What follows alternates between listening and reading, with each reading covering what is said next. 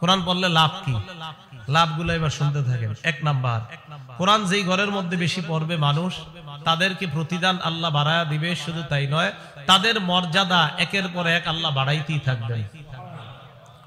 সূরা ফাতির আয়াত number 29, 30 number আয়াতে আল্লাহ বলেন, আউযু বিল্লাহি মিনাশ শাইতানির রাজীম, ইন্নাল্লাযীনা ইয়াতলুনা কিতাবাল্লাহি ওয়া আকামুস সালাহ ওয়া আনফাকু মিম্মা রাযাকনাহুম সিররাও ওয়া আলানিয়া। নিশ্চয়ই যারা আল্লাহর কোরআন তেলাওয়াত করে, 2 নাম্বার ওয়া আকামুস সালাহ, নামাজ কায়েম করে, 3 নাম্বার ওয়া আনফাকু মিম্মা রাযাকনাহুম সিররাও ওয়া আলানিয়া, গোপনে প্রকাশ্যে আমি যাদেরকে রিজিক দান করলাম, এই রিজিক থেকে যারা আল্লাহর রাস্তায় খরচ করে, ইয়ারজুনা তিজারা, তারা এমন ব্যবসার আশা করে, লান তাবুর, যেই ব্যবসায় কখনো লস নাই, যেই ব্যবসা কখনো ধ্বংস হবে না, যেই ব্যবসা লাভ আর লাভ। কোরআন পড়লে, নামাজ পড়লে, দান করলে কোনো লস নাই, তা লাভ কি?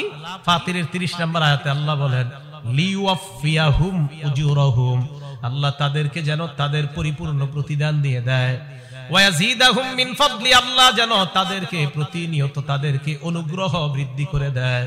আয়াত প্রমাণ করে যেই ঘরের মধ্যে কোরআন তেলাওয়াত করা হয়, ওই ঘরের মধ্যে যত সমস্যা, অভাব, অনটন আল্লাহ দূর করে দেয়। কোরআন পড়েন, সবাই কোরআন পড়েন। আগে কৃষকরাও সকালবেলা কোরআন পড়তো, সবাই কোরআন পড়তো আগে দেশ গ্রামে। 15-20 বছর আগে কোরআনের আওয়াজ ছিল। যে মোবাইল আসলো হাতে হাতে, এখন শুধু মাসালা জিগায়, মোবাইলে পড়লে হবে কি হবে না, এটা জিগাইতে জিগাইতে আর পড়ে না। হবে, অবশ্যই হবে, মোবাইলে পড়লেও হবে, কিন্তু পড়েননি। মোবাইলে পড়লে হবে, কিন্তু পড়েন না তো। আল্লাহ আমাদেরকে কোরআন পড়ার তৌফিক দান করেন। 2 নাম্বার ফজিলত, কোরআনের সাথে যে মহব্বত লাগায়, কোরআনের সাথে যে ভালোবাসা স্থাপন করে, উনি যদি বস্তিরও হয়, 10 তলার হয়, তার দাম বেড়ে যায়। কি বললাম? বস্তির হইলো দাম বেড়ে যায়। দলিল ইবনে মাজাহ হাদিসের একটা কিতাব আছে, এই কিতাবের 218 নাম্বার হাদিস, মুসলিম শরীফে আসছে হাদিসটা। হযরত ওমর ইবনুল খাত্তাব রাদিয়াল্লাহু তাআলা তখন আমিরুল মুমিনিন, তিনি মক্কায় একজনকে প্রশাসনিক কাজের দায়িত্ব দিলেন। যাকে দায়িত্ব দিলেন তার নাম রাফি' ইবনে আব্দুল হারিস। শুধু রাফি' মনে রাখলে চলবে, রাফি' বলেন কি নাম? ওনাকে মক্কার প্রশাসনিক কাজের দায়িত্ব দিলেন ওমর ইবনুল খাত্তাব। এই রাফি' লাকিয়া ওমর ইবনুল খাত্তাব বিউসফান, উসফান নামে একটা জায়গা আছে, এই জায়গায় হযরত ওমর ফারুকের সাথে মক্কার ওই প্রশাসক হযরত ওমরের সাথে দেখা করলেন। মক্কার আশেপাশে আবার ছোট ছোট এলাকা আছে, ওই এলাকায় আবার যারা দায়িত্বশীল, তাদের লিডার আবার ওই মক্কার প্রশাসনিক কাজের প্রধান যিনি, আবার বুঝেন, সবার প্রধান আমিরুল মুমিনিন হযরত ওমর। হযরত ওমর রাদিয়াল্লাহু তাআলা আনহুর অধীনে মক্কার প্রশাসক তখন রাফি'। এই রাফি' রাহমাতুল্লাহর অধীনে আবার মক্কার আশেপাশের যে গ্রামগুলা, তো এই গ্রামের আবার বিভিন্ন প্রশাসক আছে ছোট ছোট, এগুলার অধীন, কার অধীনে? মক্কার যিনি প্রধান তার অধীনে। তো উসফান নামক জায়গায় হযরত ওমরের যখন সাক্ষাৎ হইছে, হযরত ওমর ফারুক খবর নিলেন, কি ব্যাপার, কি অবস্থা তোমার? জি আলহামদুলিল্লাহ, ভালো আছি। হযরত ওমর ফারুক বললেন, মানিস্তাখলাফতা আলা আহলিল ওয়াদি, মক্কার আশেপাশে গ্রাম, এই গ্রামগুলোর মধ্যে তুমি কাকে প্রশাসক বানাইছো? রাফি জবাব দিলেন, ইবনে আবজা, আমি যাকে প্রশাসক বানিয়েছি তার নাম হলো ইবনু আবজা।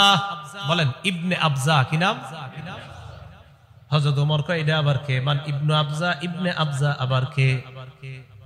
রাফি জবাব দেয়, রাজুলুম মিন মাওয়ালিনা, তিনি হলেন আমাদের একজন আযাদকৃত গোলাম। আযাদকৃত? হযরত ওমর ফারুক বললেন, এটা আবার কি করলা? ফাস্তাখলাফতা আলা আহলিল ওয়াদি রাজুলাম মিন মাওয়ালিকুম, একজন গোলামকে তোমরা প্রশাসক বানায়া দিলা, একজন গোলামকে তুমি এত বড় দায়িত্ব দিয়ে দিলা। রাফি রাহমাতুল্লাহ জবাব দেয়, আমিরুল মুমিনিন তিনি যদিও গোলাম, তার মধ্যে আলাদা 3টা গুণ আছে। কয়টা? 1 নাম্বার, ইন্নাহু লাকারিউল লিকিতাবিল্লাহ, তিনি আল্লাহর কোরআনের অভিজ্ঞ ব্যক্তি। 2 নাম্বার, আলিমুন বিল ফারাইজ, ইলমুল ফারাইজের ব্যাপারে তার অনেক দক্ষতা।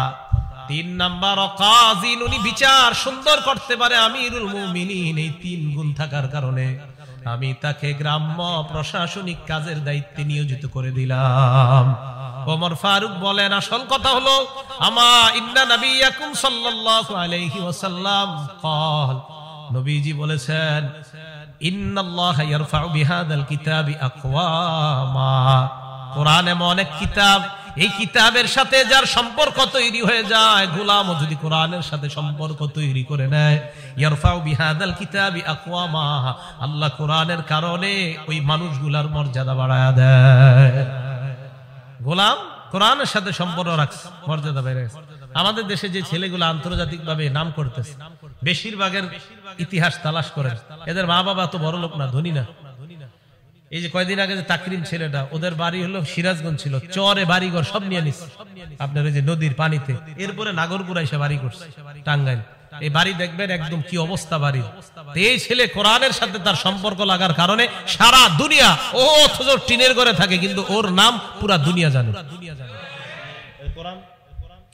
তাহলে কোরআন সম্মান বাড়ায় না? কোরআন সম্মান। অনেক 20 তলার মালিকরা আপনারা চিনেন না, কেউ এরকম আছে যে 10টা বাড়ির মালিক কেউ নাম জানেন না, কিন্তু এই যে টিনের ঘরের ছেলেটার নাম পুরা দুনিয়া জানে। কোরআন, কোরআনের সাথে যার সম্পর্ক লাগবে তার মর্যাদা বেড়ে যাবে। ইন্নাল্লাহা ইয়ারফাউ বিহাদাল কিতাবি আকওয়ামা, নিশ্চয় আল্লাহ পাক রব্বুল আলামিন এই কোরআনের মাধ্যমে, এই কিতাবের মাধ্যমে একদল মানুষকে মর্যাদা বাড়ায় দেয়, সম্মানিত করে দেয়। ওয়ায়াদউ বিহি আখারিন, আরেক দলকে আল্লাহ লাঞ্ছিত করে দেয়। আপনারাও দেখেন আপনাদের এলাকার এই যে ফরিদপুরের হযরত মাওলানা শেখুল হাদিস আব্দুল গাফফার সাহেবকে কে না চিনে বলেন, অথচ আপনাদের এই ফরিদপুরের অনেক ধনী মানুষকে আপনারা কেউ চিনেন না। তো বলতেছিলাম কোরআনের সাথে যাদের সম্পর্ক লাগবে তাদের মর্যাদা বেড়ে যাবে, এগুলো 2 নাম্বার কথা। আবার কোরআনের সাথে সম্পর্ক রাখা যদি বেয়াদবি করে তাদেরকে আল্লাহ লাঞ্ছিত করে। ওয়ায়াদউ বিহি আখারিন, অপর দলকে আল্লাহ লাঞ্ছিত করে। আল্লাহ কোরআনের সাথে মহব্বত রেখে কোরআন অনুযায়ী চলার তৌফিক দান করেন। 3 নাম্বার, কোরআনের একটা অক্ষর যদি কেউ পড়ে তার আমলনামায় 10টা সওয়াব লেখা হয়ে যায়। তিরমিজি শরীফের 2910 নাম্বার হাদিসের বর্ণনা, ক্বালা রাসূলুল্লাহ সাল্লাল্লাহু আলাইহি ওয়াসাল্লাম, আল্লাহ নবী বলেন, মান ক্বারা হারফাম মিন কিতাবিল্লাহ ফালাহু বিহি হাসানা ওয়াল হাসানাতু বিআশরি আমসালিহা। নবীজি বলেন, কোরআনের একটা অক্ষর যদি কেউ পড়ে তার আমলনামার সাথে সাথে 10টা সওয়াব লিপিবদ্ধ হয়ে যায়। পড়েন আমার সাথে, আলিফ লাম মিম। সবাই পড়ছেন না? আল্লাহ নবী বলেন, লা আকুলু আলিফ লাম মিম হারফুন, আলিফ লাম মিম পুরাটা একটা অক্ষর, এটা আমি বলি না। ওয়ালাকিন আলিফুন হারফুন, আলিফ একটা অক্ষর, লামুন হারফুন, লাম একটা অক্ষর, মিমুন হারফুন, মিম একটা অক্ষর। এই আলিফ লাম মিম তোমরা পড়লা, আল্লাহ নবী বলেন তোমাদের আমলনামায় 30টা সওয়াব লিপিবদ্ধ হয়ে গিয়েছে। 4 নাম্বার, কোরআন যে পড়ায় আর যে পড়ে তাদেরকে নবী দুনিয়ার সর্বোত্তম ব্যক্তি বলছে। কোরআন যে পড়ে আর যে পড়ায় তাদেরকে দুনিয়ার সর্বোত্তম ব্যক্তি বলছে। এই তিরমিজি শরীফের আগের হাদিসটা 2909 নাম্বার হাদিস। ক্বালা রাসূলুল্লাহ সাল্লাল্লাহু আলাইহি ওয়াসাল্লাম, খায়রুকুম মান তাআল্লামাল কুরআনা ওয়া আল্লামা, তোমাদের মধ্যে সর্বোত্তম ওই ব্যক্তি যে কোরআন শিখে এবং অন্যকে শিখায়। এলাকার ছোট্ট ছোট্ট মুক্তবের মধ্যে উস্তাদরা ছাত্রদেরকে পড়ায়, বলো আলিফ, ছাত্র পড়ে আলিফ, বলো বা, ছাত্র পড়ে বা, বলো 2 নুক্তাওয়ালা কফ, ছাত্র পড়ে 2 নুক্তাওয়ালা কফ। এই যে উস্তাদ পড়ে আর ছাত্র পড়ে, উস্তাদ পড়ায় আর ছাত্র পড়ে, আল্লাহ নবীর ভাষায় নবী বলেন আমি তোমাদেরকে দুনিয়ার সর্বোত্তম ব্যক্তি বলে ঘোষণা করলাম। আপনি মানেন আর না মানেন, রাসূলের কথা এটা মানতেই হবে, না মানলে আপনার লস, মানলে আপনার লাভ। তাহলে যারা পড়ছে মাদ্রাসায়, যারা পড়াচ্ছে তারা দুনিয়ার সর্বোত্তম ব্যক্তি। 5 নাম্বার, যে ব্যক্তি কোরআন পড়ে তার দৃষ্টান্ত সুস্বাদু গ্রামযুক্ত কমলা লেবুর মতো। কমলা লেবু যদিও আসলে কমলা লেবু না, এটা আরবে পাওয়া যায় ফলটা, উত্রুজ্জার মতো আসছে হাদিসে। উত্রুজ্জাটা অনেকটা মালটার মতো, তবে মালটা না, এটা আরবে পাওয়া যায়। সহিহ বুখারী হাদিস নাম্বার 5427 নাম্বার হাদিস। ক্বালা রাসূলুল্লাহ সাল্লাল্লাহু আলাইহি ওয়াসাল্লাম, আল্লাহ নবী বলেন, মাসালুল মুমিনিল্লাযী ইয়াকরাউল কুরআন কামাসালিল উতরুজ্জা, যেই মুসলমান, যেই মুমিন কোরআন পড়ে তার দৃষ্টান্ত হলো মালটার মতো বা কমলা লেবুর মতো। রিহুহা তাইয়িবুন ওয়া তা'মুহা তাইয়িবুন, যার ঘ্রাণও বড় চমৎকার, যার স্বাদও বড় চমৎকার। ইমানদার যদি কোরআন পড়ে ঈমানের কারণে আর কোরআন পড়ার কারণে, এই দুইটা গুণের কারণে, 1 নাম্বার ঈমান, 2 নাম্বার কোরআন, দুটোর কারণে ওই ইমানদার আল্লাহর কাছে স্বাদ এবং ঘ্রাণওয়ালা ইমানদার হয়ে যায়। একজন কোরআন পড়ে আর একজন পড়ে না, আল্লাহ কয় এটার ঘ্রাণ আছে আমার কাছে খুব বেশি, আল্লাহর কাছে ঘ্রাণযুক্ত ইমানদার হয়ে যায়। ওয়া মাসালুল মুমিনিল্লাযী লা ইয়াকরাউল কুরআন, যে ইমানদার কোরআন পড়ে না তার দৃষ্টান্ত মাসালুত তামর, খেজুরের মতো। বলেন যে ইমানদার কোরআন পড়ে না তার দৃষ্টান্ত কার মতো? খেজুর। খেজুর কিসের মতো? খেজুরের মতো। লা রিহা লাহা, খেজুরের ঘ্রাণ নাই। ওয়া তা'মুহা তাইয়িবুন, তবে খেজুর মিষ্টি। তা'মুহা হুলবুন, তার মিষ্টতা আছে। ঈমান আর থাকার কারণে তার মাঝে একটা স্বাদ আছে, কিন্তু কোরআন না পড়ার কারণে তার ঘ্রাণ নাই। তাহলে দুই মুমিন একসাথে আছে, একজন কোরআন পড়ে আরেকজন কোরআন পড়ে না। ঈমানের কারণে তার স্বাদ আছে, আরেক মুমিনের ঈমানও আছে, কোরআনও আছে, তার স্বাদও আছে, আবার আজীব একটা ঘ্রাণও আছে, তার একটা ঘ্রাণ আছে। 3 নাম্বার মাসালুল মুনাফিকিল্লাযী ইয়াকরাউল কুরআন কামাসালির রাইহদাম, কোন মুনাফিক যদি কোরআন পড়ে তার দৃষ্টান্ত গোলাপ ফুলের মতো। কোন মুনাফিক কোরআন পড়ে তার দৃষ্টান্ত গোলাপ ফুলের মতো।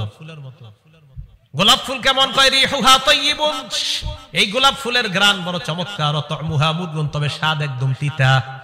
মুনাফিক হওয়ার কারণে স্বাদ নাই, তবে ঘ্রাণ আছে। 4 নাম্বার মাসালুল মুনাফিকিল্লাযী লা ইয়াকরাউল কুরআন, যে মুনাফিক সমাজে বইলা বেড়ায় আমি ঈমানদার, আসলে ঈমানদার না, দিলেও ঈমান নাই, মুখে শুধু বলে ঈমানদার। 1 নাম্বার তার মুনাফিকি পরিচয়। 2 নাম্বার সে কোরআন পড়ে না, নামাজও পড়ে না, কোরআনও পড়ে না। তার দৃষ্টান্ত কামাসালিল হানজালা, মাকাল ফলের মতো। যে মাকাল ফলের ঘ্রাণও নাই, তার স্বাদ একদম তিতা। তাহলে যে ইমানদার কোরআন পড়ে তার দৃষ্টান্ত গ্রানওয়ালা এবং স্বাদওয়ালা ফলের মতো। তাহলে আমরা ইনশাআল্লাহ গ্রানওয়ালা এবং স্বাদওয়ালা ইমানদার যেন হতে পারি, আল্লাহ তৌফিক দান করেন। তার মাদ্রাসায় যে ছেলেগুলা পড়াশোনা করে, আপনারা বলেন মক্তবে, মাদ্রাসায় অথবা উলামায়ে কেরাম যারা পড়ায়, তাদের তো 24 ঘন্টা তাদের থেকে একটা ওই কোরআনের গ্রান বের হতেই থাকে। কি কথা বিশ্বাস হয়েছে তো সবার? কেন হবে না? বুখারী শরীফের 5427 নম্বর হাদিসের বর্ণনা বললাম। এটা 6 নাম্বার, রাতের বেলা আপনি একা একা উঠে কোরআন পড়তেছেন 2টা 3টায় বা 3:30টায়, কথার কথা, 3:30টায় উঠছেন অথবা বাচ্চাদেরকে উঠায় দিয়েছেন, এলাকার সবাই ঘুমায়, এলাকার কেউ কোরআন শোনার মতো নাই। আল্লাহর নবী কয় তো কি হইছে, কেউ না শুনলে ফেরেশতারা শুনে। কারা শুনে? দলিল মুসলিম শরীফের 796 নাম্বার হাদিস। আমাদের মাদ্রাসার পাঠ্যপুস্তক অনুসারে মোট হাদিস সংখ্যা হবে 3033টা। এই অনুসারে মোট হাদিস সংখ্যা হবে 796। ক্বালা রাসূলুল্লাহ সাল্লাল্লাহু আলাইহি ওয়াসাল্লাম। আচ্ছা, নবীজি শেষের দিকে কথাটা বলছে, পুরো হাদিসটা শুনেন, এটা মজার ঘটনা। এই হাদিসটা, হাদিসের বর্ণনাকারী সাহাবার নাম আবু সাঈদ খুদরি রাদিয়াল্লাহু তাআলা আনহু। তিনি যার সম্পর্কে বর্ণনা করেছেন হাদিসটা, তার নাম উসাইদ ইবনে হুযাইর রাদিয়াল্লাহু তাআলা আনহু। এই উসাইদ ইবনে হুযাইর বলেন, আমি আমার আস্তাবলে, আস্তাবল মানে যেখানে আমার ঘোড়াকে বেঁধে রাখি, এই আস্তাবলের মধ্যে আমি রাতের বেলা কোরআন পড়ছিলাম। আকরাউ ফি মিরবাদি, আমি রাতের বেলা আমার ঘোড়ার আস্তাবলে কোরআন পড়ছিলাম। আমার ছেলের নাম ইয়াহিয়া, ও পাশে শুয়ে শুয়ে ঘুমাইতেছে, পাশে শুয়ে রাখছে। তো উসাইদ ইবনে হুযাইর বলেন, আমি কোরআন পড়তে লাগলাম। ইসজালাত ফারাসুহু, উসাইদ ইবনে হুযাইরের ঘোড়াটা লাফানো শুরু করছে। উসাইদ ইবনে হুযাইর কোরআন তেলাওয়াত বন্ধ করলেন। ফাকরাআ সুম্মা জালাত উখরা, উসাইদ ইবনে হুযাইর কিছুক্ষণ চুপ থাকার পর আবার তেলাওয়াত শুরু করলেন। তেলাওয়াত যেই মাত্র শুরু হয়ে যায়, ঘোড়ার লাফ আবার শুরু হয়ে যায়। ঘটনা কি? উসাইদ ইবনে হুযাইর তেলাওয়াত বন্ধ হয়ে যায়, আবার তেলাওয়াত শুরু করে। ফাকরাআ সুম্মা জালাত আইযান, আবার তেলাওয়াত করে আবার ঘোড়া লাফানো শুরু করে দেয়। উসাইদ ইবনে হুযাইর চিন্তা করলেন, আমি যদি এত পড়তে থাকি, খাশিতু আন তাতা ইয়াহইয়া, আমি ভয় পেয়ে গেলাম, না জানি ঘোড়া লাফাইতে লাফাইতে আমার ছেলে ইয়াহইয়াকে পদপিষ্ট করে মেরে ফেলতে পারে, এই জন্য আমি পড়া থামায়া দিলাম। ফাকামা ইলাইহা, এবার আমি ঘোড়ার কাছে গেলাম। যাওয়ার পর উপরের দিকে তাকাইলাম, তাকায় দেখলাম ফাইদা ফাওকা রাসি মিসতুজুল্লাহ, আমার মাথার উপর মেঘখণ্ডের মতো দেখা যায়, মাথার উপর মেঘখণ্ড রাতের বেলা।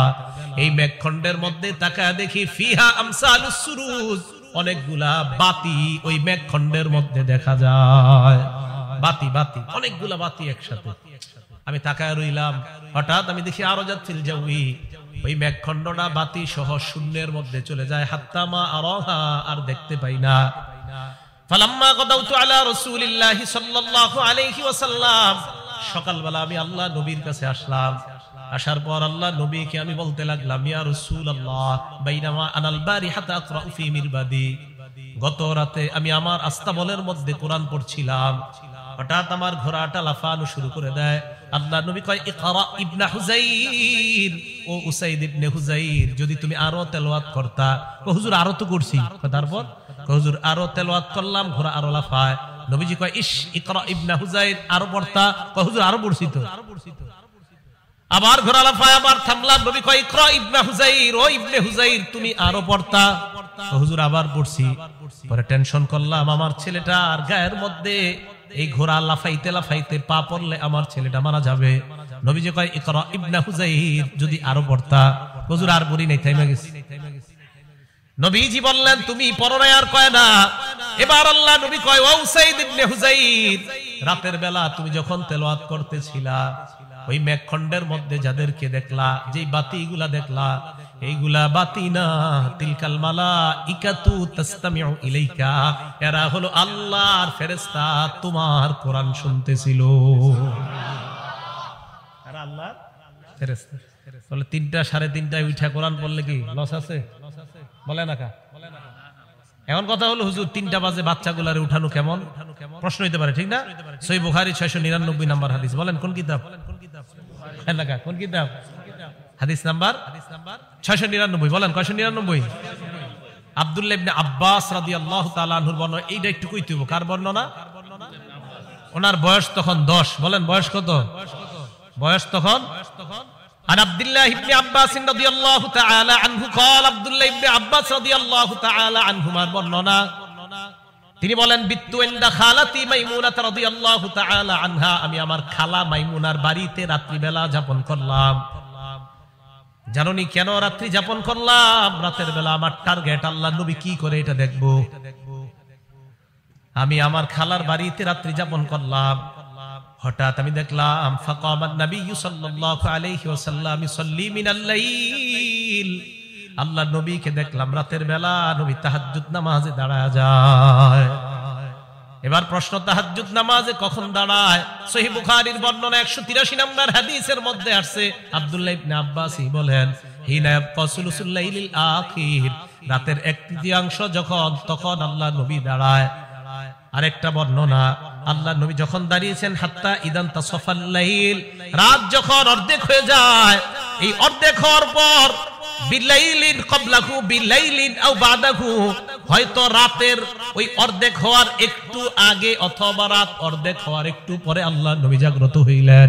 রাত অর্ধেক হওয়ার একটু আগে অথবা একটু পরে নবী জাগ্রত হইলেন। হওয়ার পর আমি দেখলাম আল্লাহ নবী নামাজের মধ্যে দাঁড়াইলেন।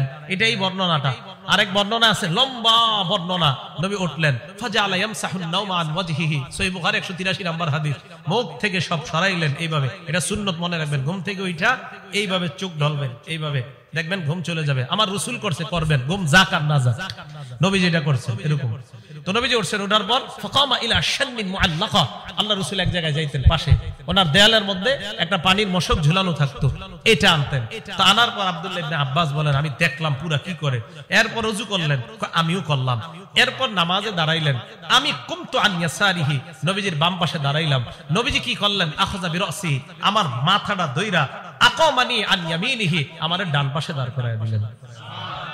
এখন আপনাদের প্রশ্ন, হুজুর আব্দুল্লাহ ইবনে আব্বাসের বয়স যে 10 বছর, এটা কই পেলেন? হইতে পারে প্রশ্ন। হ্যাঁ, আব্দুল্লাহ ইবনে আব্বাসের বয়স যে 10 বছর, এটা কোথায় পেলেন? মুসনাদ আহমদ হাদিস নাম্বার 3437 নাম্বার হাদিসে আছে। আব্দুল্লাহ ইবনে আব্বাস বলেন, আমি যখন রাতের বেলা আল্লাহ রাসূলের সাথে তাহাজ্জুদ নামাজে দাঁড়াইলাম, ওয়া আনা ইয়াউমা ইযিন ইবনু 10 সিনিনা, তখন আমার বয়স 10। বয়স কত? বয়স কত? 10। তো সমস্যা কোথায়? 10 বছরের বাচ্চা যদি রাতে 3টা 3:30টায় ওঠে, সমস্যা আছে? আর কেন নাই সমস্যা? ওই 3টায় উঠা নামাজ পড়বে, তাহাজ্জুদ পড়বে, আল্লাহর কাছে দোয়া করবে। প্রশ্ন, হুজুর কেন দোয়া করবে? সহিহ বুখারীর বর্ণনা, ইয়ানজিলু রাব্বুনা আযজা ওয়া জাল ফি কুল্লি লাইলাতিন ইলাস সামাঈদ দুনিয়া হিনা ইয়াবকা সুলুসুল লাইলিল আখির। রাতের 1/3 যখন হয়ে যায়, প্রত্যেক রাতে আমার রব প্রথম আসমানে আসে। আসার পর বলে, মাইয়াদউনি, আমার কাছে যে চাইবে, আমাকে যে ডাকবে, আমাকে যে ডাকবে, ফাস্তাজিব লা, আমি তার ডাকে সাড়া দিব। ওয়া মাইয়াসআলুনি ফাউতিয়া, আমার কাছে যে চাইবে আমি তাকে দিব।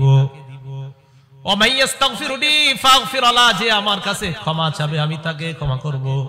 একটা ছেলে আল্লাহর কাছে যদি বলে, আল্লাহ আমার 10 জন বন্ধু আছে, তারা 5 পৃষ্ঠা করে সবক দিতে পারে, আমি 2 পৃষ্ঠা কেন পারি না? মাবুদ তুমি আমাকে তাদের মতো যেন আমিও পারি, আমাকে তৌফিক দিয়ে দাও। হতেও তো পারে রাতের ওই অংশের দোয়া আল্লাহ কবুল করে তাকে ওই 10 জনের মতো মেধাবী আল্লাহ বানায়া দিবেন। কি কথা বুঝে আসছে? তাহলে রাতের বেলা যদি বাচ্চা উঠে, এটা কি দলিল সহ না দলিল ছাড়া? দলিল সহ। আল্লাহ আমাদেরকে বুঝার তৌফিক দান করেন। খায়র, বলছিলাম রাসূল আকরাম সাল্লাল্লাহু আলাইহি সাল্লাম বলেন, তারা ছিল ফেরেশতা। ভুলে গেছেন কোন জায়গায় ছিলাম? মুসলিম শরীফে 796 নম্বর হাদিসে ছিলাম। তো তারা ফেরেশতা, তিলকাল মালাইকা, তারা হলো ফেরেশতা। তারা তোমার পড়া শুনতে ছিল।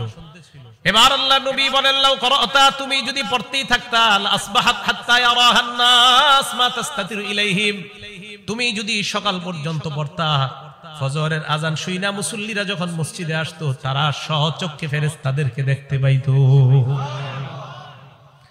তাহলে রাতের বেলা কোরআন তেলাওয়াত করা, এটাও প্রমাণিত। রাতের বেলা তাহাজ্জুদ পড়া, বাচ্চা পড়বে, এটাও প্রমাণিত। ওই সময় আল্লাহ দেওয়ার জন্য প্রস্তুত থাকে, তাই বাচ্চারা ওই সময় উঠা তাদেরকে এই অভ্যাস করানো যে আল্লাহর কাছে চাওয়ার অভ্যাস করো, এটাও প্রমাণিত। আর ওই সময় মানুষ যদিও কোরআন তেলাওয়াত না শুনে, ওই সময় ফেরেশতারা কোরআন তেলাওয়াত শুনে, এটাও আমরা হাদিস থেকে প্রমাণ পাইলাম। আল্লাহ আমাদের সকলকে বুঝার তৌফিক দান করেন। 7 নাম্বার কথা, কোরআনের মর্যাদা এত বেশি, 2 ব্যক্তি শহীদ হয়ে গেছে। কয়জন? 2 জন শহীদ হয়েছে। এই 2 জন শহীদ হওয়ার পর কারে কবরে রাখবে? এক কবরে রাখবে 2 জন রাখবে। উহুদের যুদ্ধে প্রায় 70 জন শহীদ হয়েছে। এই শহীদদেরকে নবীজি 2 জনের এক কাফনের মধ্যে পেঁচাইতেছে। অভাব, আপনার ইয়া নাই, কাফনের কাপড় নাই, টাকাও নাই, অর্থের সংকট। রাসূল আকরাম সাল্লাল্লাহু আলাইহি সাল্লাম 2 শহীদকে এক কাপড়ের মধ্যে পেঁচাইতেছে। সহিহ বুখারীর 1343 নম্বর হাদিস, 1343 1343। এই হাদিসে আসছে, কারণ নবী সাল্লাল্লাহু আলাইহি ওয়াসাল্লাম ইয়াজমাউ বাইনার রাজুলাইনি মিন কতলা উহুদিন ফি সাওবিন ওয়াহিদ।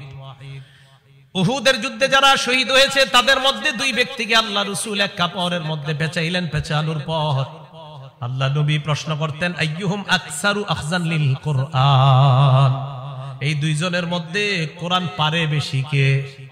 ফাইদা উশিরা ইলা আহাদিহিমা, সাহাবাদের মধ্যে যখন বলা হইতো, ইয়া রাসূলুল্লাহ এই 2 জনের মধ্যে ওমকে কোরআন বেশি পারে, আল্লাহ নবী কবরে রাখার সময় কদ্দামাহু ফিল লাহদি, ওই কোরআনওয়ালা শহীদকে আল্লাহ নবী প্রাধান্য দিয়ে কবরের মধ্যে রাখতেন। তাহলে কি বোঝা যায়? বলেন, কোরআনওয়ালার মর্যাদা মরার আগে না মরার পরেও? বুঝেন নাই? কোরআনওয়ালার মর্যাদা মরার আগে না পরেও? কোরআনওয়ালার মর্যাদা শহীদ হওয়ার আগে না শহীদ হওয়ার পরেও? আল্লাহ বুঝার তৌফিক দান করেন। 8 নাম্বার, কোরআন যে ব্যক্তি পড়ে, যারা কোরআন পড়ে তারা আল্লাহর পরিবারভুক্ত হয়ে যায়। বলেন, কোরআনওয়ালা কার পরিবারভুক্ত? একটু জোরে বলেন, কোরআনওয়ালা কার পরিবারভুক্ত? হ্যাঁ, কোরআনওয়ালা আল্লাহর পরিবারভুক্ত। দলিল ইবনে মাজাহ কিতাবের নাম, হাদিস নাম্বার 215 নাম্বার হাদিস। ক্বালা রাসূলুল্লাহ সাল্লাল্লাহু আলাইহি ওয়াসাল্লাম, আল্লাহ নবী বলেন, ইন্না লিল্লাহি আহলিনা মিনান নাস, মানুষের মধ্যে কিছু মানুষ আছে যারা আল্লাহর পরিবারের সদস্য। সাহাবারা প্রশ্ন করলেন, মান হুম ইয়া রাসূলুল্লাহ, এরা কারা আপনার কাছে জানতে চাই। আল্লাহ নবী জবাব দিলেন, হুম আহলুল কোরআন আহলুল্লাহি ওয়া খাসাতুহু, যারা কোরআনওয়ালা, কোরআনের ধারক বাহক, তারা আল্লাহর পরিবার এবং আল্লাহর বিশেষ অন্তর্ভুক্ত হয়ে যায়। উনি আমার আস্থা ভাজন, বলেন এরকম, উনি প্রধানমন্ত্রীর আস্থা ভাজন। কোরআনওয়ালারা আল্লাহর আস্থা ভাজন, আল্লাহর বিশেষ পার্সোনাল মেহমান হলো কোরআনওয়ালারা। আর আমরা সবাই কার বান্দা? আমরা সবাই কার বান্দা? আল্লাহর বান্দা। আমাদের মধ্যে যারা হাফেজে কোরআন তারা আল্লাহর পার্সোনাল বান্দা, বিশেষ এরা আমার পার্সোনাল, এরা প্রাইভেট আমার। তাহলে কোরআন ওয়ালার মর্যাদা আল্লাহ দেয়, রসুল দেয়, আমরা দিতে সমস্যা কোথায়? আল্লাহ বুঝার তৌফিক দান করেন। 9 নাম্বার, কোরআন ওয়ালাকে সম্মান করা। একজন হাফেজে কোরআনকে সম্মান করা মানে আল্লাহকে সম্মান করা। বলেন বলেন, কোরআন ওয়ালাকে সম্মান করা, বলেন আল্লাহকে সম্মান করা। আবার বলেন, কোরআন ওয়ালাকে সম্মান করা, আল্লাহকে সম্মান করা। আবু দাউদ শরীফ হাদিস নাম্বার 4843 নাম্বার হাদিস। ক্বালা রাসূলুল্লাহ সাল্লাল্লাহু আলাইহি ওয়াসাল্লাম, আল্লাহ নবী বলেন, ইন্না মিন ইজলালিল্লাহ ইকরামা যিস শাইবাতিল মুসলিম, সাদা দাড়িওয়ালাকে সম্মান করা, ওয়া হামিলিল কোরআন, কোরআন ওয়ালাকে সম্মান করা, ওয়া ইকরামা যিস সুলতানিল মুকসিত, ন্যায়পরায়ণ শাসককে সম্মান করা মানে আল্লাহকে সম্মান করা। বলেন, সাদা দাড়িওয়ালারে সম্মান করা মানে কারে সম্মান করা? হাফেজ কোরআনকে সম্মান করা মানে কাকে সম্মান করা? ইনসাফ ওয়ালা ন্যায়পরায়ণ শাসককে সম্মান করা মানে কাকে সম্মান করা? তাহলে 3 ব্যক্তিকে সম্মান করা মানে আল্লাহকে সম্মান করা। 1 নাম্বার সাদা দাড়িওয়ালা মুরব্বী, একে সম্মান করা মানে আল্লাহকে সম্মান করা। 2 নাম্বার হামিল কোরআন, যারা কোরআনের ধারক বাহক। সাদা দাড়িওয়ালা যারা দেখবেন, এদের দেখলে আলাদা একটা মায়া লাগে।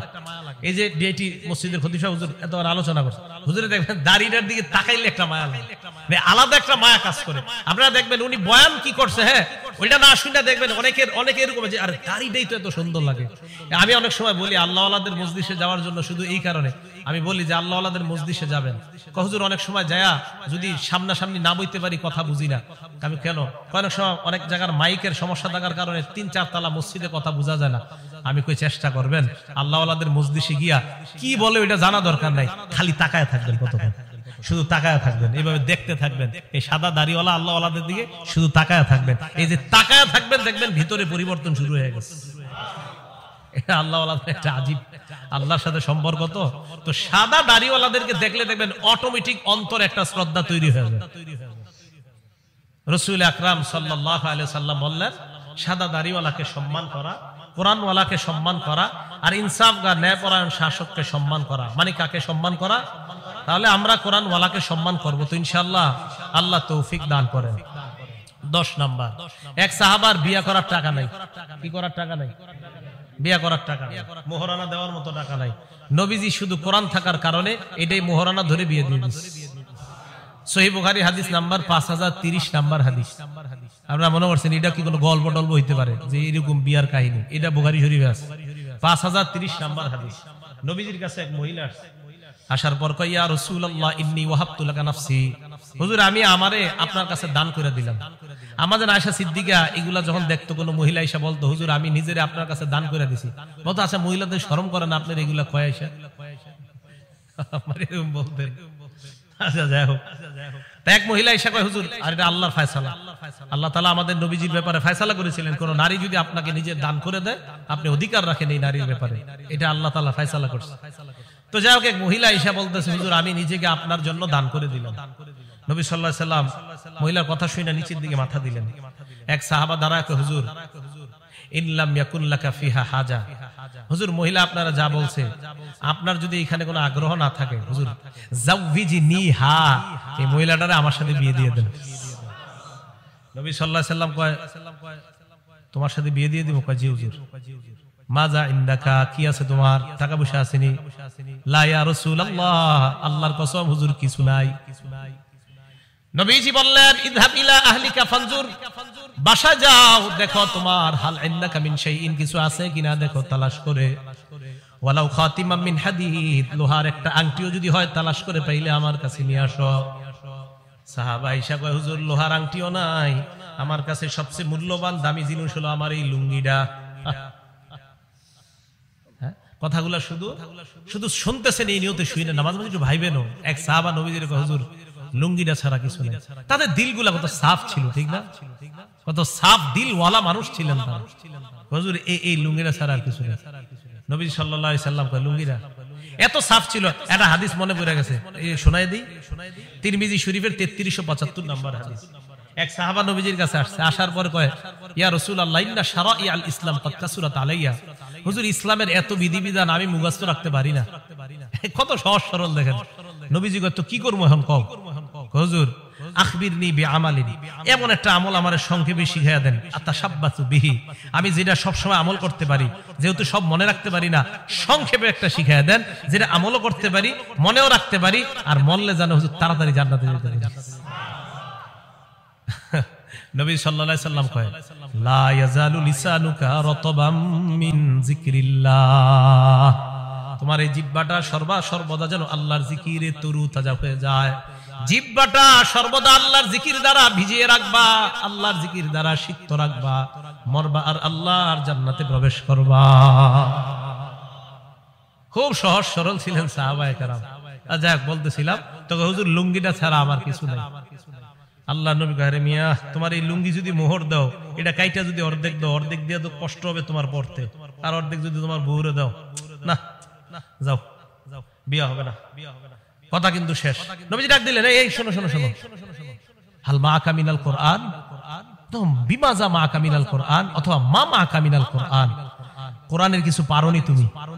সাহাবা কয়, হুজুর জি, সূরাতুন কাজা ওয়া কাজা, ওই সূরাটা আমার মুখস্থ আছে। আল্লাহ রাসূল কয়, মাল্লাকতুকা হা বিমা মাআকা মিনাল কোরআন, শুধু কোরআনের কয়েকটা সূরা মুখস্থ পারো, এটাই মোহরানা ধরে তুমি এই মেয়েটাকে শিখাইয়া দিবা, বাস এটাই মোহরানা, মেয়েটাকে তোমার সাথে আমি বিয়ে দিয়ে দিই। কোরআনের দাম আছে। আল্লাহ বুঝার তৌফিক দান করেন। 11 নাম্বার কথা, কিয়ামতের ময়দানে কোরআন ওয়ালাকে বলা হবে, পড়ো আর উপরে ওঠো, পড়ো আর উপরে ওঠো, পড়ো উপরে ওঠো, পড়ো উপরে ওঠো। যখন শেষ করবা পড়া, ওখানে গিয়ে তোমার স্টেজ শেষ হবে। আবু দাউদ শরীফ 1464 নাম্বার হাদিস। ক্বালা রাসূলুল্লাহ সাল্লাল্লাহু আলাইহি ওয়াসাল্লাম, আল্লাহ নবী বলেন, ইউকালু লি সাহিবিল কোরআন, কোরআন ওয়ালাকে বলা হবে, করা ওয়ারতাকি, পড়তে রাহো আর চড়তে রাহো, পড়ো আর চড়ো, পড়ো আর চড়ো, পড়ো আর ওঠো, পড়ো আর ওঠো, পড়তে থাকো এবং উঠতে থাকো। ওয়ারাত্তিল কামা কুনতা তুরাত্তিলু ফিদ দুনিয়া, ধীরস্থির ভাবে পড়ো, যেমন দুনিয়াতে ধীরস্থির ভাবে পড়তা, ধীরস্থির ভাবে পড়ো। হাফেজ সাহেব যারা আছেন, তারাবিতে ধীরস্থিরতার সাথে পড়বেন ইনশাআল্লাহ। হাফেজে কোরআন কারা কারা ছাত্র আছেন এই জায়গায়? হাফেজে কোরআন, হ্যাঁ ইনশাআল্লাহ। আমি খুব ধীরস্থিরতার সাথে পড়ি, পড়বেন তো ইনশাআল্লাহ? আমরা তারাবির সালাতে ইনশাআল্লাহ ধীরস্থিরতার সাথে আমরা কোরআন পড়ব। রাসূল আকরাম সাল্লাল্লাহু আলাইহি সাল্লাম বলেন, ধীরস্থির ভাবে কোরআন পড়বা, যেমন তুমি ধীরস্থিরতার সাথে দুনিয়াতে কোরআন পড়তা। ফা ইন্না মানজিলাকা ইনদা আখিরি আয়াতিন তাকরাউহা, তোমার শেষ সীমানা হলো তুমি যেই জায়গায় শেষ আয়াতটা পড়বা, ওই আয়াত শেষ করবা, ওটাই হবে তোমার শেষ সীমানা। হাফেজে কোরআন সূরা ফাতিহা শুরু করবে, নাসে গিয়ে যদি শেষ হয়, তার মর্যাদা হবে 6236টা। কয়টা? 6200। ওলামা ছাড়া অন্যরা বলেন 6236 না 6666 নাকি 66? বলেন আমার সাথে, বলেন 6000, বলেন 666। এটা প্রসিদ্ধ, বলেন এটা প্রসিদ্ধ। 6236, এটা বিশুদ্ধ। বলে একটা প্রসিদ্ধ আর একটা বিশুদ্ধ। প্রসিদ্ধটা উচিত মানা না বিশুদ্ধটা? আল্লাহ বুঝার তৌফিক দান করেন। তাহলে 6666 প্রসিদ্ধ, 6236 বিশুদ্ধ। হ্যাঁ, আজকে বাসায় গিয়ে গণেন, গণলে 6236টা হবে। তো ঠিক আছে, হাফেজে কোরআন পড়তে পড়তে যখন শেষ আয়াত পড়বে, ওটাই হবে তার শেষ সীমানা, ওই মর্যাদায় আল্লাহ তাকে অধিষ্ঠিত করবেন। 12 নাম্বার, হাফেজে কোরআনকে কিয়ামতের ময়দানে কোরআন গিয়ে বলবে, এই আমারে চিনো? চিনো? তো হাফেজে কোরআন বলবে, না মা আরিফুক, আমি চিনি না তোমারে। আরে আমার চিনো না? না চিনি না। মুসনাদে আহমদ 22950 নাম্বার হাদিস। এই কোরআন গিয়ে হাফেজে কোরআন বলবে, হাল তারিফুনি, আমারে চিনো? তো বলবে, না মা আরিফুক, আমি চিনি না। কোরআন বলবে, আনা সাহিবুকাল কোরআন, আমি হলাম তোমার দুনিয়ার সাথী কোরআন। আনাল্লাযী আযমাতুকা, আনাল্লাযী আযমাতুকা ফিল হাওয়াজির, আমি ওই কোরআন, যেই কোরআন তোমাকে দিনের বেলা পিপাসার্ত রেখেছিলাম, অথবা আযমাতুকা ফিল হাওয়াজির, দিনের বেলা খাইতে দেই নাই, ওয়া আসহারতু লাইলাতাক, রাতের বেলা ঘুমাইতে দেই নাই। এরপর এই কথা বলার পর ইউতাল মুলকা বিয়ামিনিহি, ওই হাফেজে কোরআনের ডান হাতে জান্নাতের মালিকানা দিয়ে দেওয়া হবে। ওয়াল খুলদা বিয়াসিরি অথবা বিশিমালিহি, বাম হাতের মধ্যে জান্নাতে থাকার সর্বদা যেন থাকতে পারে। প্রথমে মালিকানা, এরপর হলো রেজিস্টার, প্রথমে মালিকানা, সেল পারমিশন, প্রথমে মালিকানা। আপনারা জায়গা জমিন কিনলে সেল পারমিশন, এরপরে আপনারা যান, টিন লাগে, টিন লাগার পর রেজিস্ট্রেশন করতে হয়। হাফেজে কোরআনের ডান হাতে মালিকানা দেওয়ার পর ওয়াল খুলদা বিশিমালিহি, বাম হাতে জান্নাতে চিরস্থায়ী ভাবে থাকার সার্টিফিকেট দেওয়া হবে। তার মাথার মধ্যে সম্মানের মুকুট পরিয়ে দেওয়া হবে। দুনিয়ার মধ্যে যদি কোনো হাফেজে কোরআনের কোনো দাম নাও থাকে, আখিরাতে কিন্তু তার মাথায় সম্মানের মুকুট। মানে আমাদের চোখে যদিও মনে হয় যে হাফেজে কোরআনের দাম নাই। আচ্ছা আপনারা বলেন তো, বাংলাদেশের নামটা সারা পৃথিবীতে সবচেয়ে উজ্জ্বল করছে কারা? এই কথাটা, এটা আপনি মানেন বা না মানেন, এটাই সত্যি কথা। তাহলে কি বোঝা গেল? তো এই ব্যক্তিকে দেওয়ার পর এটা তো হইল ওয়ায়ুকসা ওয়ালিদাহু হুল্লাতাইন, তার মা বাবা তাদেরকে এমন 2 জোড়া পোশাক পরায় দেওয়া হবে। লা ইউকাউবিমু লাহুমা আহলুদ দুনিয়া, দুনিয়ার সবাই মিলে এই 2 জোড়া পোশাকের মূল্য দিতে পারবে না। আর মা বাবা তো গরিব, একটা কথার কথা, বড় লোক হইলেও হবে, গরিব হইলো তো একটা কথার কথা। আমার মানে মনে হয় এই জায়গাটা, বড় লোক মানুষ উনি হইলে তো না, উনি বুঝতে পারবে যে আমারে আল্লাহ তাআলা এত সম্মান দিলেন। তো গরিব যদি হয় এও তো আজীব হয়ে যাবে। বিমা কুসিনা হাজিহি, আরে আমগরে এইগুলা পড়ানো হয়েছে কেন? জবাব দেওয়া হবে ইয়াফজি ওয়ালাদিকুমাল কোরআন, তোমাদের সন্তান কোরআন ধারণ করছে, এই কারণে আল্লাহর পক্ষ থেকে তোমাদেরকে এই সম্মান দেওয়া হলো। তাহলে কোরআন যিনি গ্রহণ করে তার মর্যাদা আছে, শুধু না তার মা বাবারও মর্যাদা আছে। প্রত্যেক ঘরে ঘরে অন্তত একজন সন্তান হাফেজে কোরআন বানান, আল্লাহ তৌফিক দান করেন। এই গেল আপনার 12 নাম্বার কথা। 13 নাম্বার কথা, কোরআন কিয়ামতের ময়দানে কোরআন ওয়ালার জন্য সুপারিশ করবে।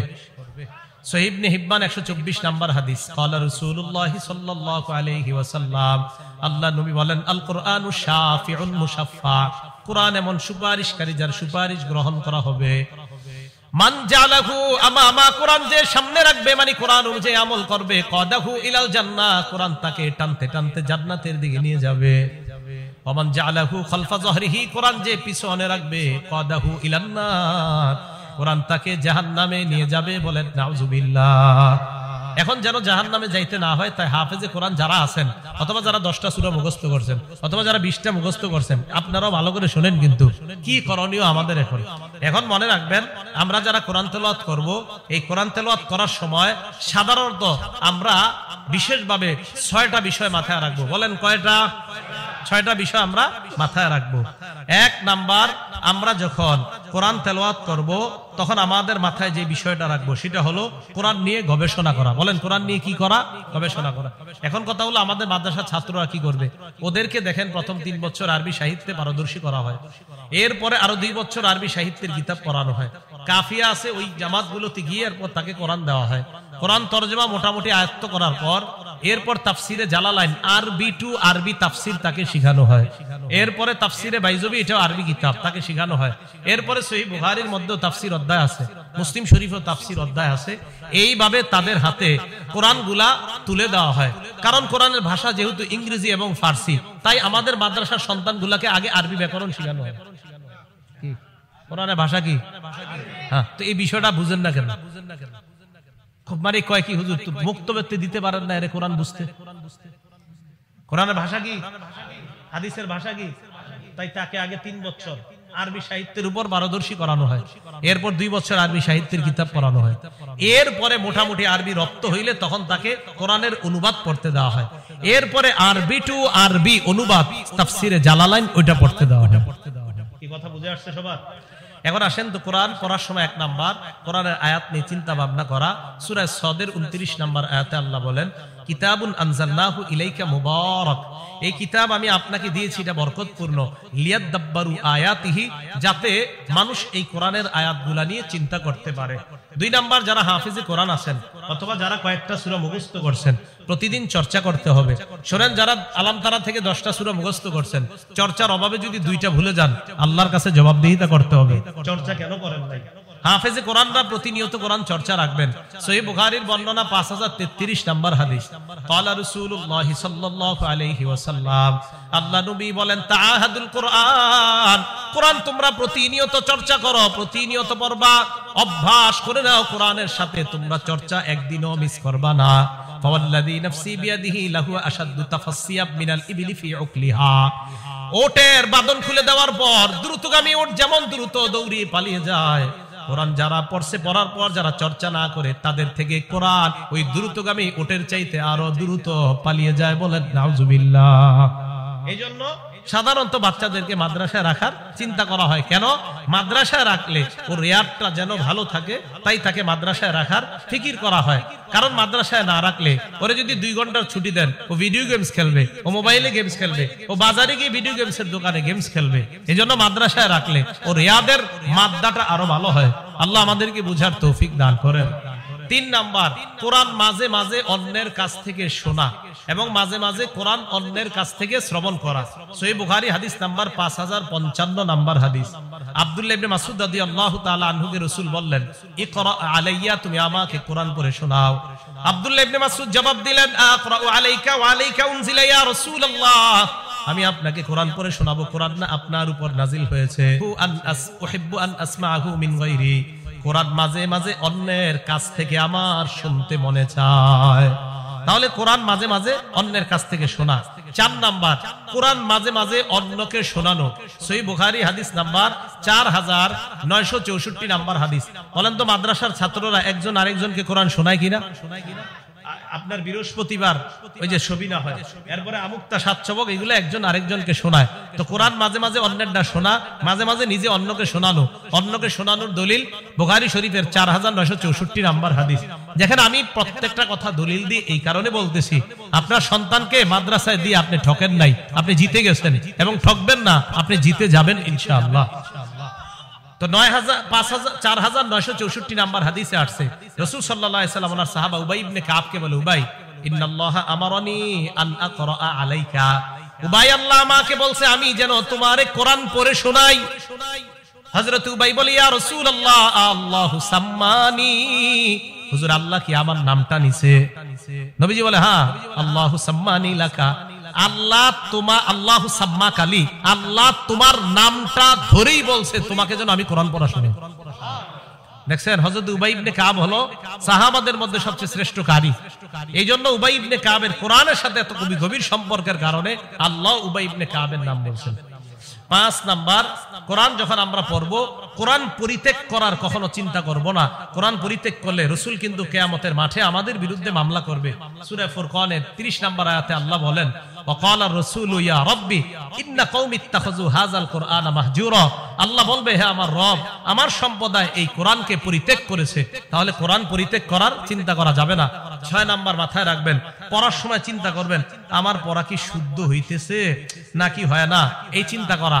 এই জন্য কোরআন শিখতে হবে কোরআনের অভিজ্ঞ ব্যক্তিদের থেকে। বলেন, কোরআন শিখতে হবে কাদের কাছ থেকে? তাহলে এবার বলেন তো, হাফেজে কোরআন হইতে হবে কাদের কাছে? হাফেজদের কাছে। হাফেজে কোরআন হইতে হবে কাদের কাছে? হাফেজের কাছে। অভিজ্ঞ ব্যক্তি থেকে কোরআন শিখার দলিল সহিহ বুখারী 4999 নাম্বার হাদিস। রাসূল আকরাম সাল্লাল্লাহু আলাইহি সাল্লাম বলেন, খুযুল কুরআন মিন আরবা'a, 4 জনের থেকে তোমরা কোরআন শিখো। মিন আব্দুল্লাহ ইবনে মাসউদ, 1 নাম্বার আব্দুল্লাহ ইবনে মাসউদ, 2 নাম্বার সালিম, সালেম থেকে শিখো। 3 নাম্বার উবাই ইবনে কাব, 4 নাম্বার মুআজ ইবনে জাবাল। এই 4 জন থেকে তোমরা কোরআন শিখো, কারণ তারা 4 জন কোরআন বড় চমৎকার পড়ে। আব্দুল্লাহ ইবনে মাসউদের ব্যাপারে তো আল্লাহ রাসূল বলেন যে ইবনে মাসউদ যেইভাবে কোরআন পড়ে, আল্লাহ কোরআনটা এইভাবেই নাজিল করছে। তাহলে কোরআনের অভিজ্ঞ ব্যক্তিদের থেকে কোরআন শিখা। তাহলে কি বুঝতে পারলাম? কোরআন এমন এক কিতাব, যে কিতাবে কোনো সন্দেহ নাই। কোরআন হেদায়েত, কোরআন রহমত, কোরআন বরকত। কোরআন ওয়ালার মর্যাদা আছে, কোরআন ওয়ালার বাবা মায়েরও মর্যাদা আছে। কোরআন শিখতে হবে কোরআনের অভিজ্ঞ প্রাজ্ঞ ব্যক্তিদের থেকে। আল্লাহ পাক রব্বুল আলামিন কোরআনের ব্যাপারে কোন মানুষের অন্যায় কোন কথা আমরা কর্ণপাত না করে আমরা যেন কোরআনের আজমত মুহাব্বত আগের চেয়েও আরো বেশি বাড়িয়ে দিতে পারি। আল্লাহ তৌফিক দান করেন।